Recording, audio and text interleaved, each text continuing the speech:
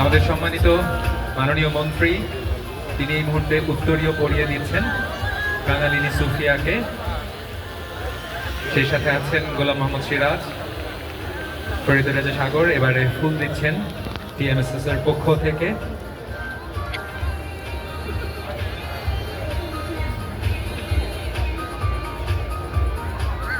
এবারে সনদ দেয়ার পালা।